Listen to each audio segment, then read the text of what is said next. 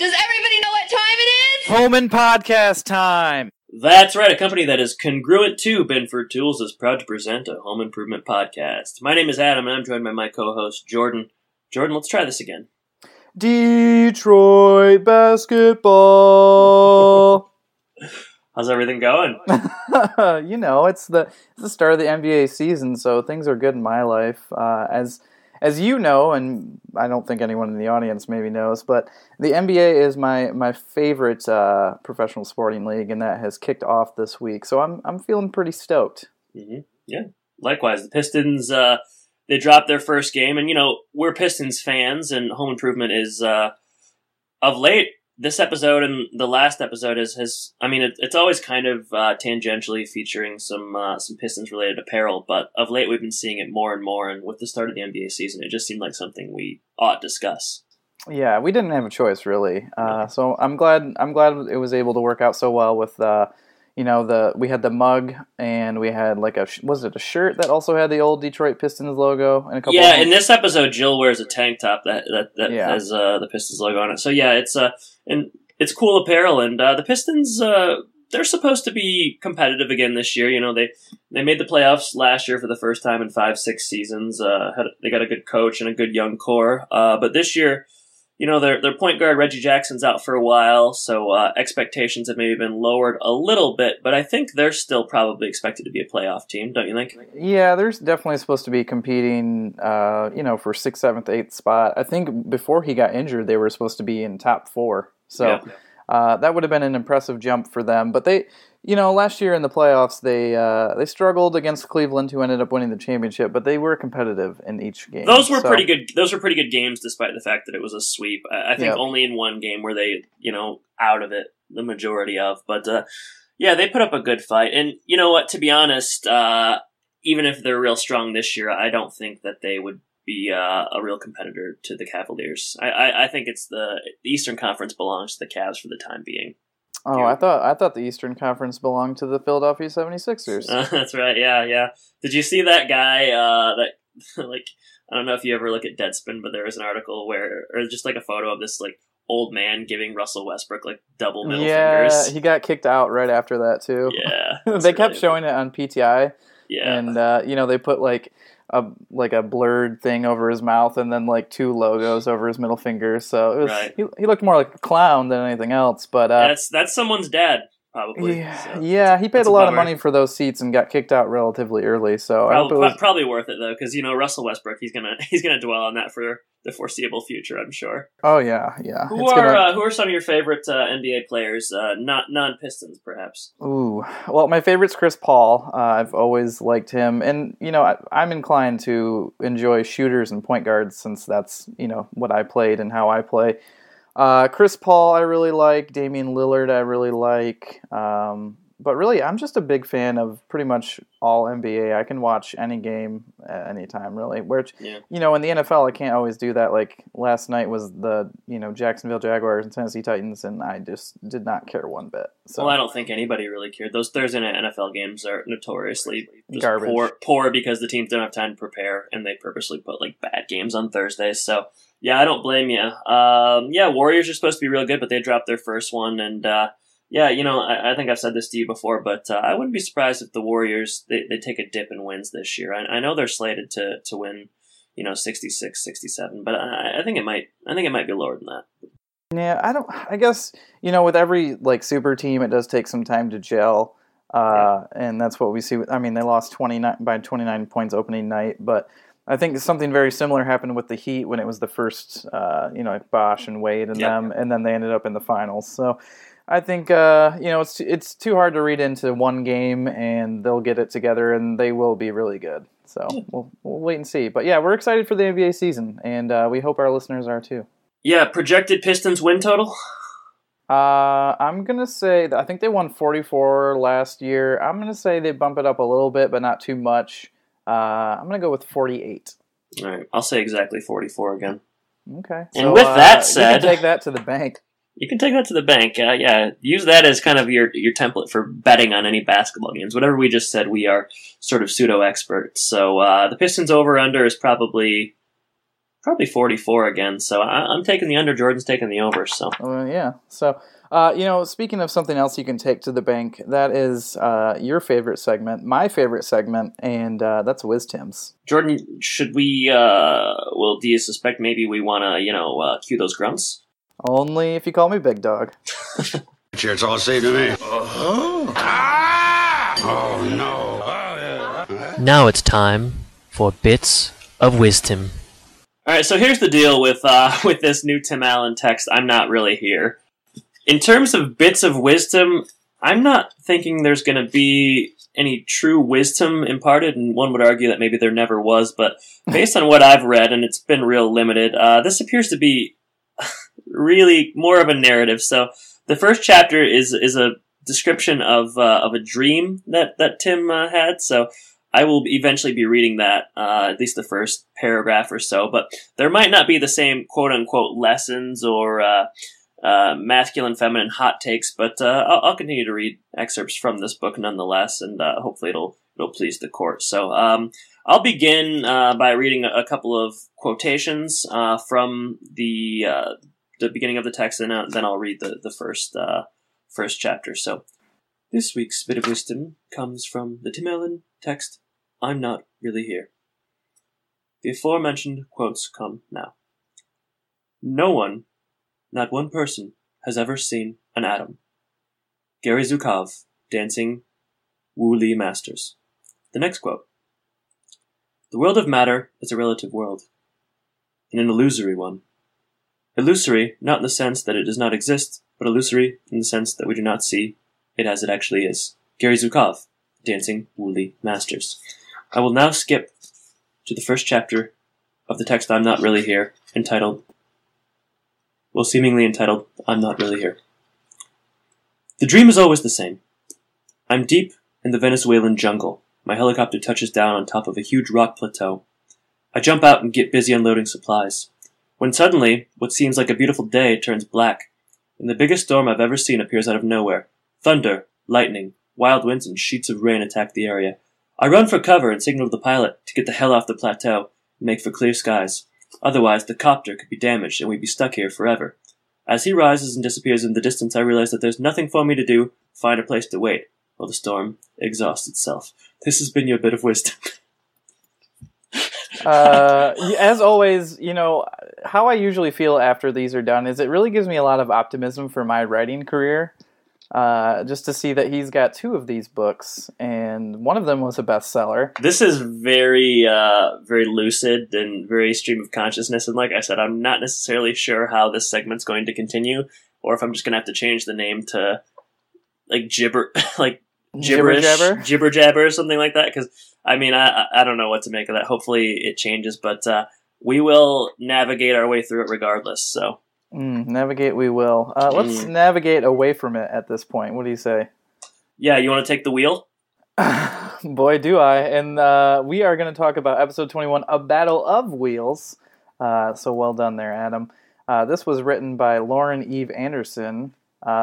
It's her only home improvement episode that she wrote. She did 4 Roseanne episodes as well. Aired March 17th, 1992.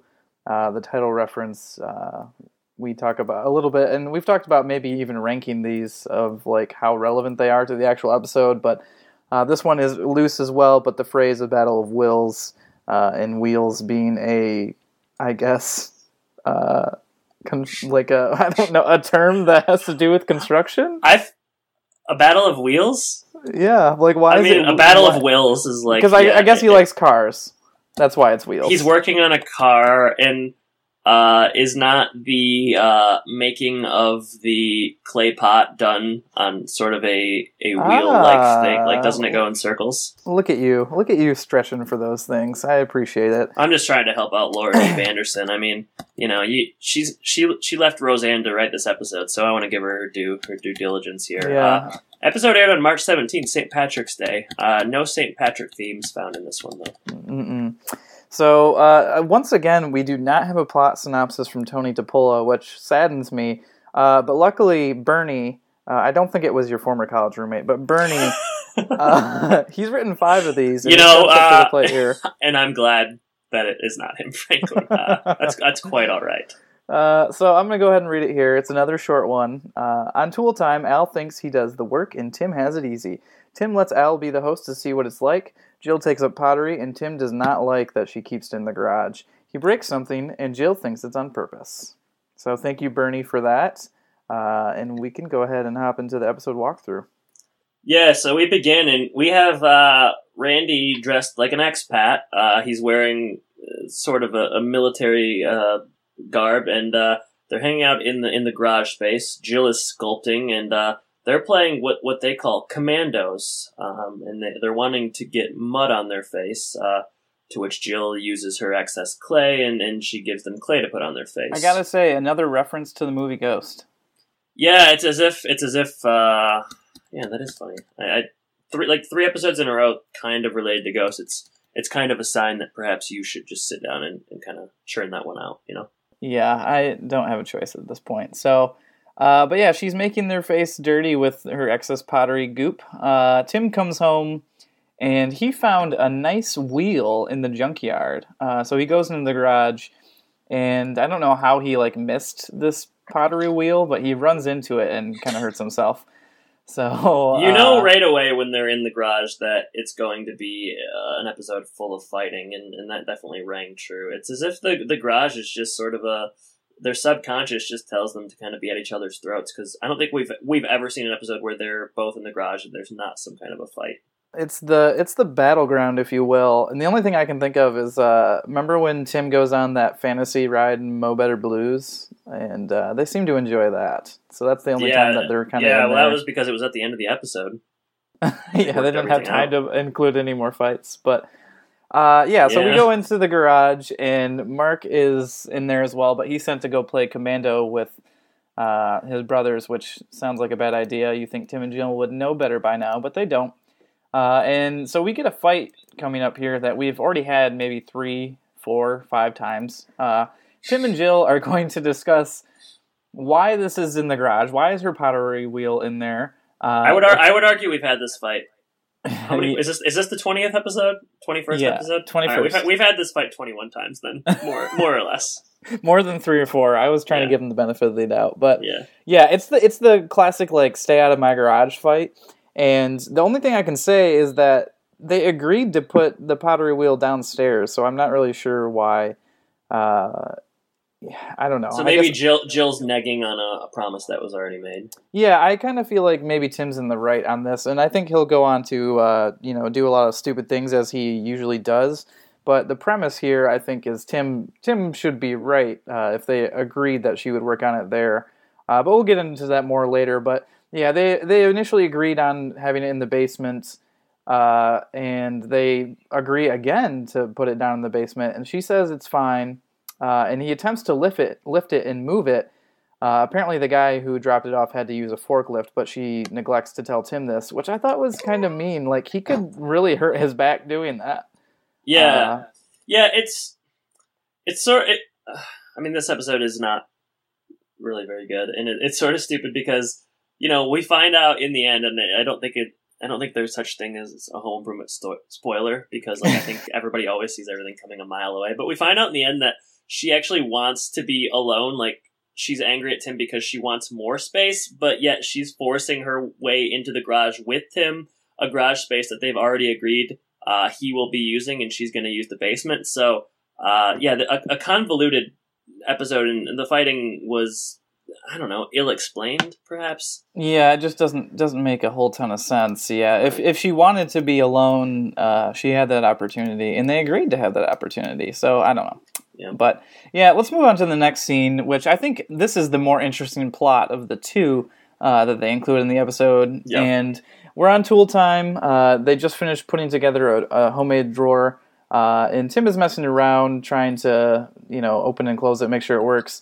And for example's sake, he kind of rips it out, checking to see if the stop was put in there so the drawer would not come out. And it kind of flies off, and a stagehand picks it up and brings it back.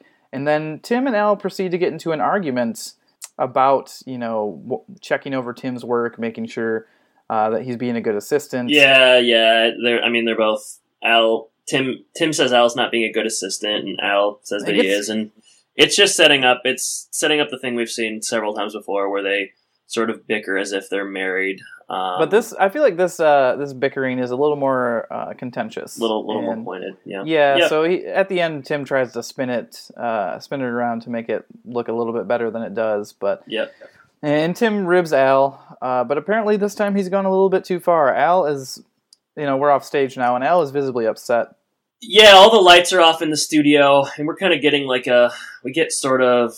eventually we get like an aerial look down at the studio space, and I always like it when they do that because it kind of shows the scope. I do. It's like you love camera work. I do. Hey man, in another life, you were a cameraman. It's the nature of you study film for a little bit, and you start to appreciate things like that, I guess. And I don't get a lot of opportunity to praise camera work on this podcast, so when I can, maybe in life.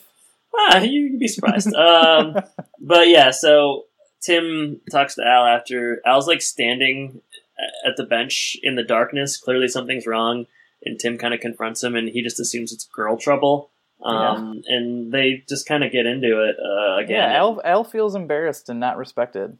Justifiably so. Yeah, I like Tim's clowning as a mockery of Home Improvement. That was a good line. Also, I love it. I love it in TV shows or movies when they say the title of the show or movie in the episode. Like, this is a mockery. I don't know. I think it really always draws attention to itself. When titles are used as dialogue. But yeah, and it's like, what is this the time when he says like, how hard can it be to make bad jokes and screw up all the time? Yeah. Yep. Yeah, that was somewhat. I mean, that was kind of meta, I guess, which is funny, which is just kind of commenting on Tim Allen's acting in the show in general.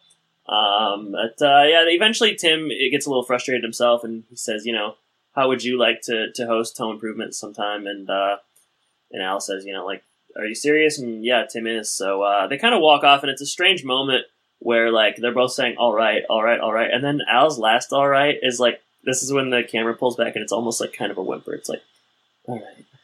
It's very strange. It's almost like Al is like excited. It's like an after school. It's like an after school special though. Like that moment seemed like very like it reminded me of something you would have seen at the end of like a Boy Meets World episode. And like we know that Boy Meets World and Home Improvement do cross over quite a few times. So yeah, maybe the cameramen also are on each show, but. We're going to go back at home, and the boys are still playing Commandos. They are loving this game, and Tim comes home as they kind of run away and hide. He pretends he doesn't see them hiding as they prepare for a sneak attack, and he uses a faucet to fight their squirt guns. Then right after that, I think Jill comes in, and the boys leave. They have another conversation. She wants to show him her handiwork in the garage. She's made a pot at this point. There's another joke that Tim, it's at Tim's expense in their sexual escapades. That's perhaps maybe number 10 of the season. And at this point, after the pot, I would say that Jill does, it reminds me of something like, you do it for the first time and it's not really good, but you're just proud of yourself for doing something new and creative. Like the first time you write a book, or the first time you draw a picture of Grumpy. That's what I was just gonna say. Yeah, you beat me to it. Something like that. So it's okay, but Tim's not super supportive of her, and he's gonna start welding now. He's gonna, that wheel that we saw earlier. I think he's gonna start getting to work on that. Yeah, and they're setting up like the dynamics. So like Tim's welding, and it's very loud, and Jill at the same time she's got lavender potpourri in the garage, and she turns up the opera music as Tim begins to weld, and as I suspected, that opera bit had not come to fruition. In the last episode, we thought Jill going to the opera, maybe they would end that whole I don't know what you'd call it, storyline. I think is too generous, but that reoccurring bit, and here it is again. She's blaring the opera, and Tim is welding, and they just can't coexist. Jordan. They're not like those bumper stickers. And Tim's distracted. He unplugs the music. Tim says she is bothering him, so it's time for her to leave. I was thinking to myself, like, there really isn't another place for him to do this kind of work it's a giant vehicle frame and he's welding on it, so you don't necessarily want to do that outside or anywhere else. I don't blame her for not wanting to do something in the basement, but if they've already agreed on her doing it in the basement, then she can't really complain about him doing what he was already going to do in the garage. So again, this is just really an ill-conceived plot, I think. Yeah, I agree. It's a little thin and a little flimsy, but we're gonna move flimsy a lot like Jill's bowl. Oh, ouch. And speaking of the bowl, or her pot, or bowl, or whatever you want to call it. Whatever she calls it. Yeah. At the end of the scene, Tim messes with her artsy bowl. And it kind of breaks because it hasn't. He grabs it or yet. Something, and it smashes because it wasn't, I guess, apparently dried yet. I don't know. Have you ever done anything like with pottery or? I think we did something in middle school where like we just left it overnight and they put it in like a furnace, and when we came back the next day, it was fine. So it wasn't necessarily I had to do much on my end besides put it together. And I probably made just like a stupid bowl, like a tiny small bowl. Probably about as good as Jill's, so I was proud of it at the time, I bet. And then I'm sure it was like a Mother's Day gift or something, because that seems like something that you would do at school. Well, also you can't remember any gifts that you've ever gotten your mom in your life. No, but as we recall, so she defends me though. She says I gave some good gifts. She probably couldn't tell us what they were either, but she does come to my defense. So. Yeah. Inside again at the Taylor house, Jill finds Mark in a closet. Who would have ever thought that him playing commando with his other brothers would have been a bad idea? And Tim comes in. He's tied up with a lot of rope and stuff. It's a really intricate knot. I'm impressed that Brad and Randy were able to tie someone up in such a complex way. Learned it from Sir Larry Houdini in that episode. So.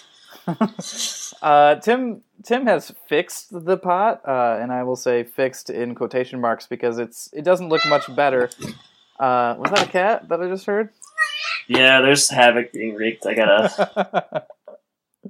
And there's havoc being wreaked in your studio. There's havoc being wreaked on screen. Tim asks, I did like this line, I guess. Like Mark is sitting there tied up.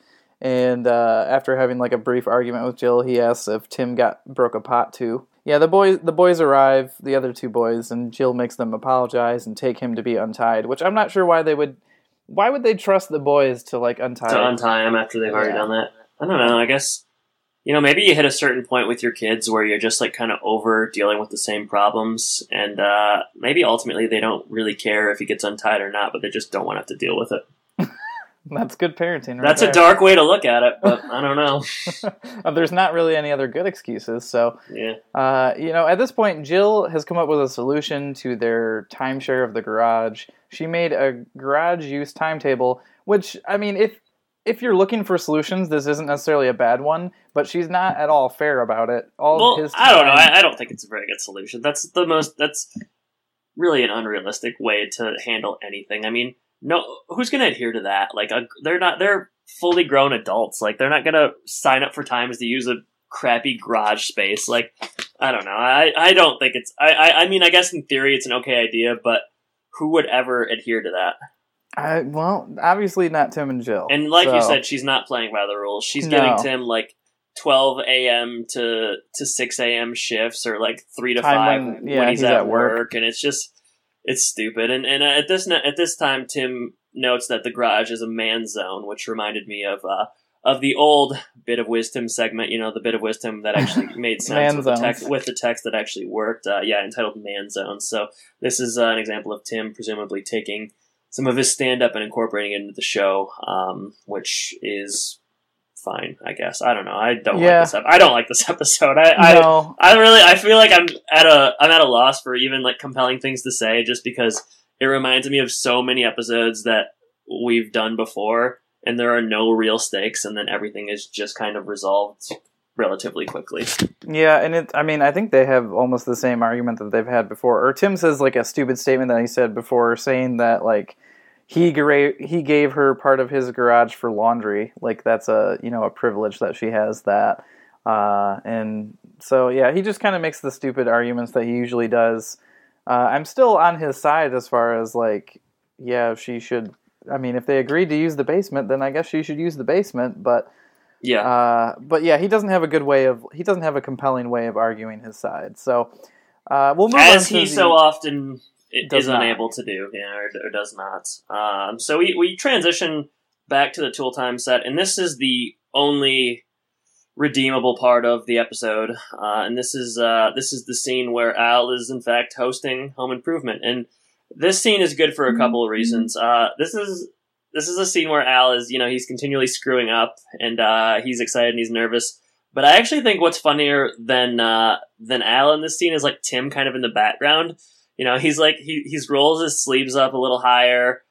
He's not saying as much. He's very like toned down, and I thought like the sort of more, I don't know, relaxed bit, or just like Tim's kind of quiet humor was actually more humorous, for lack of a better term, than he so often is. So I don't know. Are we gonna play a clip here?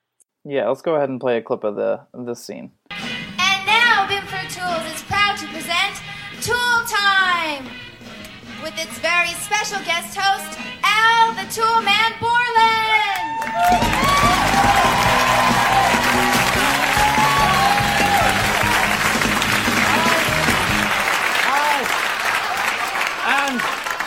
And welcome to Tool Time, the show with more power.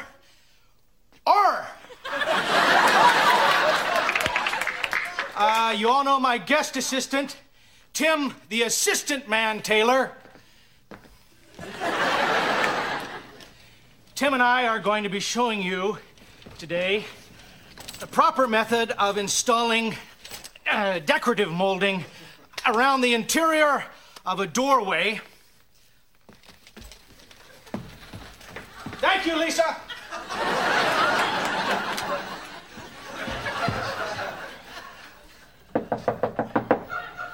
Jeez, Al. Tim, do you suppose if Little Miss Muffet went through there, instead of a doorway, they'd call it a Curgin way? I don't think so, Al. Why not? That's Al. I take my job seriously, Borland.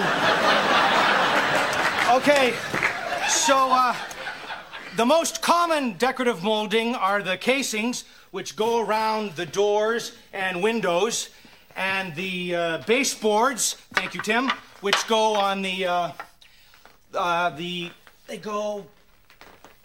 Bottom of the walls, and the crown molding, which of course go up on Can I assist you with that, Al? No, thank you, Tim. We could use a staple gun right to your Adam's apple, Al. And speaking of staple guns, do you suppose that they call it a staple gun because it shoots out staples? Yes, I do, Al. Well, I agree, Tim. So yeah, I guess this is a cringe-worthy scene for me. Al, as he comes on stage here, he's not in his usual flannel, but he's got like a really old dress shirt and a crazy tie. He's wearing like one of those Tool Time hats that we covet. He's excited and anxious, and I don't know, he doesn't really have like a consistent personality. He can't really pick which mode he wants to go in. Right, yeah, he's very like manic and up and down. His outfit is his pants. It does look like something out of like the 70s or early 80s. And he comes out and he tries to grunt like Tim. It doesn't necessarily work. It sounds a little bit more like your grunts, right? Well, you're not going to get me to say that, but if that's how you feel, then that's fine. He's trying to do all the like. He's trying to be more like Tim than himself, so he's coming out and he's grunting, and he's trying to make jokes. I don't know. He runs off to like thank Lisa. He runs behind a door. His little Miss Muffet joke just did not land. Yeah. He's trying a lot of different Timisms and Tim traits here, and really none of them are working. And then Tim is kind of falling into the Al role, which, like I said, was pretty funny. He holds up a placard with Al's address when Al says something that is construed as being negative, and he says, "I don't think so, Al." And They've, it's a real Freaky Friday situation. They've switched roles here. Yeah, Al's got a clip-on tie too, which he obviously just doesn't wear ties very often. Well, he didn't have you to teach him. He certainly didn't, and it's showing here, and it flies off during the scene. And the part that's really strange, I guess, is when Al gets cheesed and he wants to get something off his chest. Yeah, that was really funny. That lima beans supermarket that was great. story. That was actually really, really funny. He using the cheese here just like Tim so often does, and then trying to do, directly talk to the audience, and that lima bean story was pretty underwhelming. And the audience, they're not helpful at all. I mean, they're giving him very little. Leaves. Yeah, she's offended by it, apparently, I guess. Yeah, and he's sweating profusely. And so Tim, he saves Al here. I like the idea of a woman being in the Tool Time audience. You see him there every so often, and I don't understand why they're there. Yeah, but Tim saves Al here. He stages a disaster to kind of get Al back on track and back to be focused on the actual show. He asks some questions about what he's supposed to do. It's Tim's doing a good thing here, and Al kind of recognizes that Tim did sort of save him, and there's a nice moment at the end of the scene where he appreciates. He tells Tim he appreciates it, and it's a funny scene. And it ends well with sort of that realization that hey, maybe they're both better off in the roles that they had before today. So. Yep. So let's go back home. Tim is messing around with the time chart and has erased some of Jill's slots. Brad and Randy catch him, and he chases them outside where we see Wilson. And this is where we're going to get our Wilson cameo. He is painting a self-portrait, and before we talk a little bit too much about this scene, we'll go ahead and play a clip. Hi-ho, good neighbor. Hey, Wilson. What are you up to? Just painting a self-portrait. Yeah, of who? Well, Tim, I believe that would be of me. Yeah? Can I see what you got so far? Sure, neighbor. Mm-hmm. I got a question for you. Mine? Well, Tim, I would never give you the brush off. Jill is trying to take over my garage. I see. A coup de garage. She just doesn't understand. It's my garage. It's always been my garage. It's always going to be my garage. It's my zone. It'll never be her garage because it's mine, mine, mine. Well, Tim, men are territorial by nature. Yeah. When you describe the garage as yours, yours, yours, Jill's reaction is to protect herself from feeling unwelcome. Yeah, and I might have said something to make her feel unwelcome. Like what? I told her to get out! Well, Tim, that could cause some friction. Yeah, friction. You have to understand, Tim. Life for women is connections, a struggle to avoid isolation and preserve intimacy. Intimacy. Bingo. Intimacy. That's what it's all about. Wilson, you're always right. Tim. Always is as dangerous a word as never. No. This makes perfect sense. Jill put that potter's wheel in the garage to be near me, to spend more time with me. Thanks, Wilson. So yeah, this is a pretty standard Wilson scene, except for the fact that Tim kind of gets it pretty quickly and runs off the screen, even though what he gets is going to be wrong, as we'll see in a couple minutes here. But Wilson shows off his self-portrait handiwork, which of course he's only done the upper half, so we can only see the upper half of his face. They talk a little bit about how Jill is trying to take over the garage, a coup de garage, as Wilson puts it, which I thought was pretty clever. And Tim kind of goes on that standard territorial rant, which we've had before, and Wilson tries to empathize a little bit with Jill, saying that her reaction is to protect herself and that she's looking for connection and intimacy.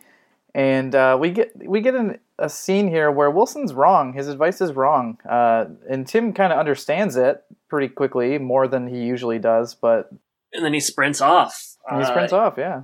Yeah, Wilson is, and I think you know this, he's doing a self-portrait, but the joke is that he hasn't painted, he only paints up, nose and high, right? So he's not showing his jaw, he's not showing his mouth, which is, of course, the Wilson trademark. And I was thinking, it's a kind of funny joke, whatever. I'm not even going to give it reasonably funny. It's kind of funny. But how the whole Wilson face thing, and I do remember this from when I was young, it seemed like a much bigger deal, and I guess it would have been sort of more, I don't know, clever or crafty or intriguing before you could kind of go on the internet and just search his name and see what he actually looked like. Like it wouldn't, in this time there wouldn't have been like Earl Hindman photos readily available. So like unless you'd seen another one of his movies, you wouldn't really know what the bottom part of his face looked like, and I guess it would have been more intriguing as a result of that. Yeah, just another reason why the internet has ruined the world, right? Can't. I don't know. I think that's noteworthy though. Like I guess, like I said, it's easy now. Like I just, as you were talking, and sorry to have not been paying so close attention, but like you just like Google his name and there's 1,000 photos. But back then, 1991, 92, whatever year we're in, you wouldn't have really known what the bottom of his face looked like. So yeah, it would have, like, the whole continuing joke of that and like him covering it up with like a newspaper episodes ago where he's covering it up with like a scarf, or he's painting a self-portrait where you don't see the bottom of his face, it probably would have been funnier and it would have landed better as a result of that.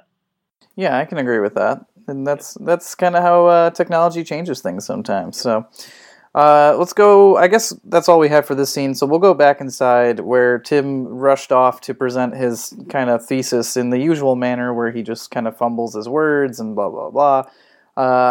And we get what Jill is really after in this episode. She does not want to spend more time with him. She actually wants time alone, some time for herself to do something that she enjoys. And just another reason why it's like, why didn't you put your pottery wheel in the basement then? Right. Yeah, so Tim... And also there's no indication of that at all. Yeah, it kind of comes out of nowhere. Until this point, like, she doesn't ever hint at that or anything. It seems very much like she does just want to have time with him. So yeah, I don't know. Just a strange ending to a very insignificant episode, I would say. Although it's not the actual ending. No, but we go on to talk about, Tim says that he's always thinking about her, even during football, thinking that if Jill were here, she would get him a beer. And then it's weird because, like, there's not really a remedy to the scene, but all of a sudden Jill's mood changes. Jill says that they both need time away from each other, and then they can really appreciate the time together. And then, like, all of a sudden things turn frisky, just right away. Jordan, that's when it kind of becomes Home Improvement After Dark. Boy, does it. And After Dark is going to be in the garage this time. Like that. That's exactly like that. Yeah. So, that, I don't know, that scene is just very strange to me. As you said, like, there's no indication. It's a 180-degree turn, over the course of 20 seconds, right? Like, they are mad and there's a problem, and then all of a sudden they are going to have sex. And that's essentially it. And there's really nothing that bridges the gap. Yeah, I suppose this is why this is the only episode that Lauren Eve Anderson got to write. Unfortunately. This is more Roseanne humor, Sure is. So we go back outside. Tim tells Wilson that he was wrong, and Wilson right away guesses what she really wanted, and then quotes a poem that Tim doesn't understand, and he blames his misguidance on the time of day that Tim got him. So.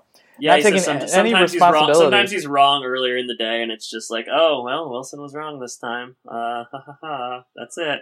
So, yeah. So, that is the episode, and I'm glad we're done with it. Yeah, well, that's not Jordan. Describe the final scene. No, I don't. Describe the post-credit sequence. Didn't we talk about how we're not going to talk about these if it's not significant? Yeah, but that was just to sort of establish how stupid they are, and I think we should still. So basically, Wilson's just painting on his own on the other side of the fence there. And does the theme music sound like Rockin' Robin to you? Oh, I did not pay attention to that. All right, well, I think moving forward, take a look at that. And I only kind of had it in my mind because I know we used Rockin' Robin at the end of last week's episode. Tweet. So now can I say it's the end of the episode, please? It's up to you. All right. So let's. I mean, you told me after you watched this episode the first time that you liked it, and then I watched it once, didn't like it. Watched it this morning, really didn't like it. I think I'll go first. I think this is one of my least favorite episodes we've had this season. The only good scene is where Al hosts Home Improvement, and that is a very small part of it. The fight between Tim and Jill doesn't make sense. It is like they bring it to a conclusion in a way that doesn't make sense. The boys have nothing good to do. No lessons are learned. Wilson is wrong, and like it's just like, oh well, Wilson was wrong. Nothing makes sense. Nothing adds up. This is a terrible episode of Home Improvement, and I don't want to talk about it any more than we have to. Yeah, absolutely. This is one of the cases where, like, I'm glad I watched it twice. I don't know what it was about Tuesday or Wednesday whenever I watched it the first time that made me think it was an okay episode, because the second I watched it this morning, I was like, no, this is terrible. Yeah, it's really bad. Don't you think this is one of the bottom ones for the... Yeah, this is right there with Mo Better Blues for me. And it's also, but at least with Mo Better Blues, like, there's things to talk about. With this one, I didn't even have anything, like, there weren't even opportunities for, like, humorous asides. Like, it's very boring. It's very dull. I mean, yeah, there's really not even anything fun to say with regards to it, which I know is something that probably you don't want to say when you're recording a podcast about it. But maybe the episode will turn out all right in spite of it. But there wasn't anything interesting to say. I guess I'm glad you didn't say that at the start of the episode, or no one would have gotten to this part. I mean, I think I said it to you before we started recording. Well, I didn't have a choice. We had to record anyway. So that's true, yeah. Part of the job. It's just, the Tim and Jill fighting about, like, the garage has been done so many times. The other plot, with kind of the role reversal on Al and Tim was definitely more interesting, and I wish they would have even just done that as the main thing and maybe only thing that happens in the episode. They could have done more of a scene at the end with Al and Tim kind of realizing that they're, better at each other's jobs, and I don't know. I'd rather just have an episode where Tim and Al fight, and then they just go with that plot. Frankly, I would have enjoyed watching the boys play commandos and tying up Mark more than seeing. Yeah, Tim and then Jill even with that, they're like, "Go untie your brother," and then we never see the kids again. So, yeah, I don't know. It just seemed like a lot of like pieces that didn't fit together, and just I don't know. They ran out of time, or for whatever reason, this one just did not work for me. No, maybe they just figured, like, it's St. Patty's Day, everyone's going to be drunk already, so we don't really have to put something good together. Everybody's out, yeah. Well, I would have rather had them, dress Wilson up like a leprechaun or something, and then have, like, a pot of gold, and then have us wonder if Wilson is, in fact, a leprechaun. Yeah, is he at the end of the rainbow? Is Wilson really leaving pots of gold places or not? Even that would have been better than. Well, we got a better episode right away. So that's too bad that didn't come to fruition. But I guess that's all for A Battle of Wheels. Thank goodness. And let's see. We'll move on to the mailbag. You've got mail. All right. So this mailbag it's not like a question that we've dealt with before, where it's asking for us to come up with a scenario or answer a scenario, but this comes from Laura. She sent an email to homeinpodcast@gmail.com. It says, "Did you know that Tim was asked to be on Dancing with the Stars and has turned it down? It would be funny," she thinks. So I gotta say I agree, seeing Tim out there on the dance floor doing some, I don't know, I guess I don't watch Dancing with the Stars. Have you ever watched it? No, not for more than like 2 seconds. But I watched a little bit of it. My parents, specifically my mom, really likes it, and yeah, it would be really fun to see that. I think Tim is probably. It's funny with actors or like entertainment type. Like Tim is probably too famous to appear on the show. Like the level of entertainers that they get are like people like Vanilla Ice, or I don't know, more has been 80s, 90s stars like Candace Cameron from Full House, or people like that. So Tim is probably still too much of a name. It would make sense because those are both ABC shows. But it is funny, yeah, like with entertainers, they don't get cream of the crop. But like with athletes, they definitely do. So Calvin Johnson's on right now, and Jerry Rice was on Jerry there. Rice, Emmitt Smith. So they get like Hall of Fame athletes, but they can only get has-been actors and actresses, which is interesting. I guess it just shows the difference in sort of the respective industries or whatever, or what the options are for an athlete post retirement, whereas actors can just kind of continue to go on. So yeah, I'd love to see Tim dance, and lots of episodes end with Tim and Jill slow dancing, so you have to believe that he has some sort of a skill set with regards to it. But I don't blame him for not necessarily wanting to be on the show. No. Yeah, it does seem like if you screw up, it's gonna be out there, and I know they put in a lot of effort and practice before they do their big big numbers and whatnot. But I mean, the best dance move we've seen from Tim so far is when he does like the finger pointing, the staying alive bit. Yeah, I forgot about that. Yeah, that was good. So. That was a better episode than this one. Yeah, well, that's not saying much, but it certainly was. So, all right. Well, thank you, Laura, for that question. And Jordan, if the folks have questions for us, how can they send those? They can send them in a lot of different ways. They can go ahead and email, just like Laura did, at homeandpodcast@gmail.com. Go ahead and tweet us at homeandpodcast. We're on Facebook at facebook.com/homeandpodcast. Our website where you can listen to episodes, browse our show notes, contact us there as well as thehomeandpodcast.com.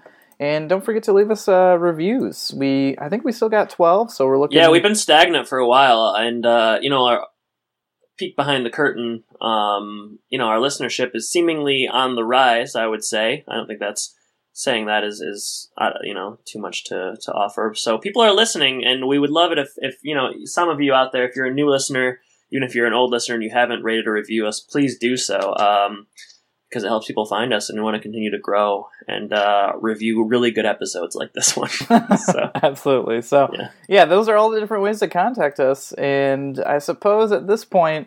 I'd like to talk a little bit about Twitter. Let's talk about Twitter. On. So, don't rush that question of the day. Sorry. Just because you really like it. So I did 2 polls on Twitter this last week, and the first one...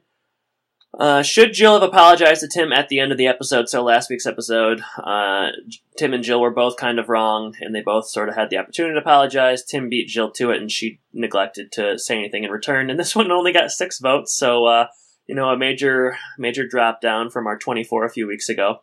But 50% said that yes, Jill should have apologized. She was wrong. 33% said LOL. 17% said no, she deserves a pass, and 0% said shades of gray. The LOL option, 2 out of 6 people said that, and I just put that on there so that I could have a 4th option. It's always the one that makes the least amount of sense that generally does well. So, do you have to have 4 options? No, I just like to have 4. I think it looks better. I tried to, although the next poll only had 3 options. So. This one, is the process of mother birds chewing up food and feeding it to their young, in fact, common knowledge? 9 votes for this one, so people are just more interested in the birds than the actual Taylor folk. 78% said, yeah, dude. 11% said, no, man. 11% said, birds aren't my scene. And I can say that the birds aren't my scene vote did come from me. So it seems as though this was common knowledge. And, I don't know. I guess you're eating crow, huh? Yeah, I suppose that I am. That was a good one. And that's about it in terms of Twitter. So follow us on Twitter if you haven't done so. Posted some photos of Jack Elam and Frozen Stupid, and tried to keep it active last week. So follow us if you want updates on the show. And that for sure, is that. Yeah. You're doing good work on there. Lots of great questions every week, and you really never know what's going to come up at those. Like you said, there's always one nonsensical answer that seems to really resonate with our audience, which I always like. And speaking of nonsensical, let's go ahead and get to the question of the week that you like to pull out of your hat every week. Yeah. Okay. I guess I have one more prepared than usual. So in this episode, Randy and Brad fleetingly dress up as commandos, and this episode will air after Halloween. And we talked last week about you're going to dress up as the brownie man. But what are post Halloween, obviously, but not too far past it. This will come out on a Wednesday. Halloween's on a Monday. What are some of your more memorable Halloween costumes from your youth, or when you think back to what you dressed up as, what stands out to you? Boy, I think I usually went for like the path of least resistance. So it was usually like either like a painter, because my dad's a painter, or like a football player. One time I was going to go with my girlfriend as day and night. So I was wearing like all black, and I had a bunch of stars on me and a moon. And then she was like in sunny colors and all that kind of stuff. Not very creative. You're like a Jim Halpert kind of Halloween costume guy. Yeah, three-hole punch. You write like book on your face and say that you're Facebook, or you get a "Hi, my name is Dave" and you put that sticker on you. Those are not. I do think I was a ninja at one point. Ninja was a good one. But yeah, I don't remember too many other costumes besides that because I think I was pretty lazy, and I was never a really big fan of Halloween. I have a lot of allergies, so a lot of the candy bars and stuff that I would get in my bucket, I could not eat. Mm-hmm. So it was always very disappointing for me. Gotcha. So, yeah. So thanks for bringing up that sore subject. Well, you seem so into it now. What with your bobbing for apples and your party that you will have already hosted. It seemed like a logical question to ask. Who's bobbing for apples? I don't know. It just seemed like something you'd be doing at your Halloween party. So yeah, my.